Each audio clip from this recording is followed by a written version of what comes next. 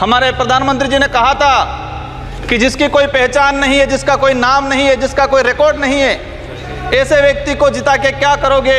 मुझे कहा था मोदी जी को कह देना कि देश के आदिवासियों को उजाड़ने का काम पिछले 10 सालों में हुआ है। सत्ता पाने को लेके बोला जाता है। मैं जो कहना चाह रहा हूं, हमें सत्ता नहीं चाहिए, हमें हमारा अस्तित्व बचाना है। आदिवासियों की जब भी आदिवासी समुदाय अपने हक अधिकार की बात करता है तो उसको नक्सलाट का ठप्पा लगाया जाता है कि आदिवासी समुदाय धर्म व्यवस्थाओं में भले हिंदू हो ईसाई उसमें नहीं आता है। आदिवासियों की अलग परंपरा रीति रिवाज है, उनको धर्म कोड जारी किया जाए। पक्ष और विपक्ष दोनों ने बजट को लेके काफ़ी चर्चा हुई। देश का जब बजट आता है तो देश का युवा एक आस लगा के बैठता है कि इस बार कुछ अच्छा होगा। देश का गरीब, देश का आदिवासी, देश का एससी ये आस लगा के बैठता है कि कुछ अच्छा होगा। हमारे राजस्थान की बात करें, राजस्थान में डंका बजा रहे थे कि डबल इंजन की सरकार है, सब कुछ हो जाएगा। लेकिन केंद्र का बजट देखा, राज्य का बजट देखा, कुछ नहीं हुआ।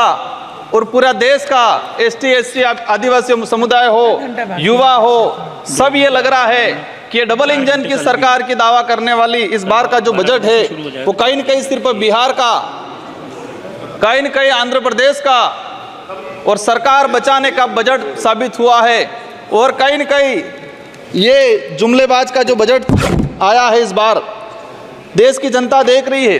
मैं उस लोकसभा क्षेत्र से आता हूं, बांसवाड़ा। मैं बांसवाड़ा डूंगरपुर की जनता को धन्यवाद देना चाहता हूं जिन्होंने मुझे चुन के भेजा।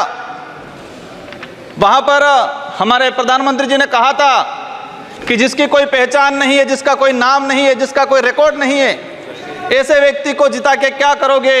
लेकिन बांसवाड़ा डूंगरपुर की जनता ने ठान लिया था कि लोकतंत्र है, राजतंत्र नहीं। और ये राजतंत्र तय करने का किसी को ठेका नहीं है, लोकतंत्र है। जनता ने ठान लिया था कि इस बार राजकुमार रोज जाएगा। मैं आपके माध्यम से, पूरे सदन के माध्यम से मेरी जनता को धन्यवाद देना चाहूँगा। मोदी जी ने कहा था वहाँ के बड़े बुजुर्गों को कि घर घर जाके राम राम बोल देना और चुनाव जिताना। वहाँ के बड़े बुजुर्गों ने ठान लिया और कह दिया था, और मेरे माध्यम से और आपके माध्यम से संदेश पहुँचाया है उन तक। मुझे कहा था मोदी जी को कह देना कि देश के आदिवासियों को उजाड़ने का काम पिछले 10 सालों में हुआ है। देश के अंदर धर्म की राजनीति हुई है।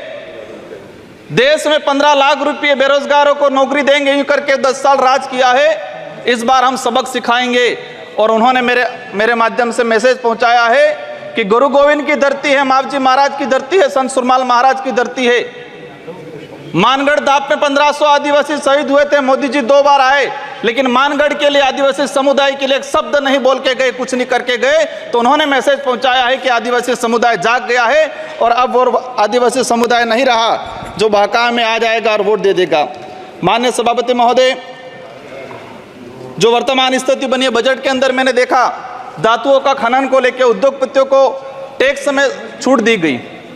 लेकिन ये खनन कहाँ हो रहा है? धरती पे हो रहा है, हमारे देश में हो रहा है, पहाड़ों में हो रहा है, जंगलों में हो रहा है। और वहां पर जीव जंतु रहता है और आदिवासी समुदाय भी रहता है। लेकिन आदिवासियों के समय के आदिवासियों के लिए क्या प्रावधान किया गया? आदिवासी इलाके के अंदर देखा जाए, आदिवासी समुदाय बैठा हुआ है, उसको जमीन का पट्टा नहीं मिला हुआ आज तक, आजादी से पहले से बैठा हुआ है, लेकिन वो जमीन की बात करेगा। सभापति महोदय, यहाँ पर सत्ता को लेके होड़ मची रहती है, सत्ता पाने को लेके बोला जाता है। मैं जो कहना चाह रहा हूं, हमें सत्ता नहीं चाहिए, हमें हमारा अस्तित्व बचाना है, हमारा स्वाभिमान बचाना है, हमारा जल जंगल जमीन बचाना है।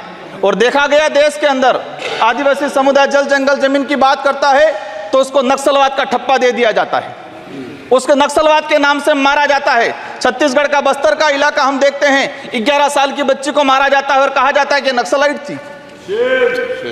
3-3, 4 साल के बच्चों को मारा जाता है, गर्भवती महिलाओं को मारा जाता है। आदिवासियों की जब भी आदिवासी समुदाय अपने हक अधिकार की बात करता है तो उसको नक्सलाट का ठप्पा लगाया जाता है।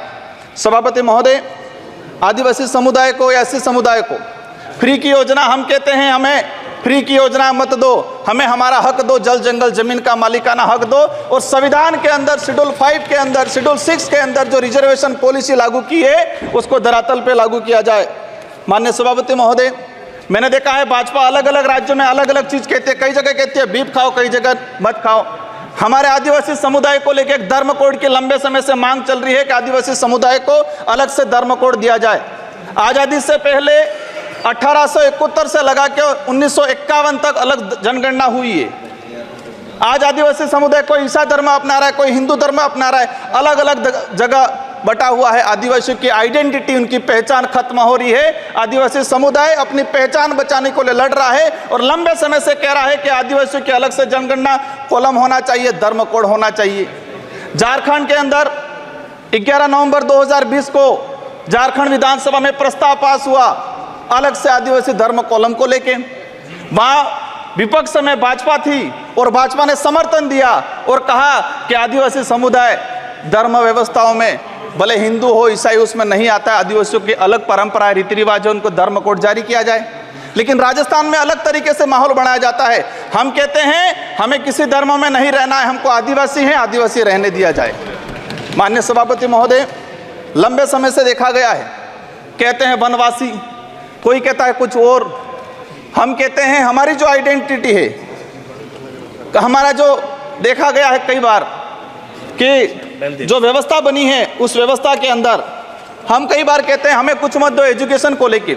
नई शिक्षा नीति, मुझे लग रहा है अभी घंटी बजने वाली है, मैं 2 मिनट में मेरा समाप्त करूंगा। नई शिक्षा नीति के तहत ये प्रावधान किया गया है कि 6 साल का बच्चा होगा, इसके बाद उसको पहली क्लास में एडमिशन दिया जाएगा। माननीय सभापति महोदय, मैं कहना चाह रहा हूँ निजीकरण को बढ़ावा देने का तरीका है ताकि प्राइवेट संस्थाएं खत्म हो, सरकारी संस्थाएं खत्म हो, प्राइवेटकरण हो। ये कहा गया है।